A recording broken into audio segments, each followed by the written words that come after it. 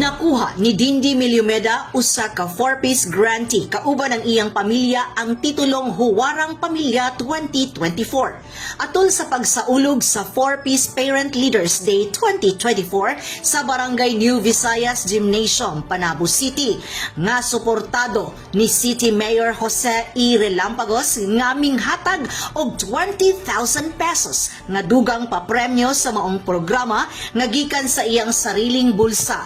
Daghang salamat kayo sa atong Honorable City Mayor Jose Relampagos, sa atong mga CSWD, sa among mga CityLink. Daghang salamat kayo sa Division, sa Region 7, sa tanan nga nagdumala o pasiyugdaan ni nga programa sa Huwarang Pamilya. Atol sa maong panagtapok naghatag og mensahe ang anak ni Mayor Relampagos nga si J.M. Relampagos nga naghatag usab sa iyang dakong suporta og pagdasig sa tanang mga leaders nga matud pa nga dako kaayong kalipay sa tanang mga miyembro sa 4-piece ang ilang voluntaryong paggiya og paghatag og panahon nga maski wala kini sweldo andam nga mohatag og pagmahal sa ilang responsibilidad.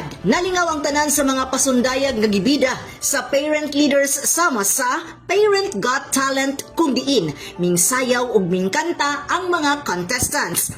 Aduna usab sila'y mga paraffle nga maoy nagpahugyaw sa mga partisipante. Nakuha sa Salvation Dancers og Solo Movers ang 3rd place. 2nd place ang Kaganguhan Fighters og 1st place ang Dapco Zumba Ladies og 12 ka-entries ang nakakuha og consolation prize. Ana usab ang presensya ni City Councilor Honorable Ian Rolet Catalan, Chairman on the Committee of Social Services og si BM Popop Catalan. Kauban sa kamera si Richard Ligtas, kini si Dali Amag nga gikan sa City Information Office Broadcast Services alang sa Frontline News Panabo.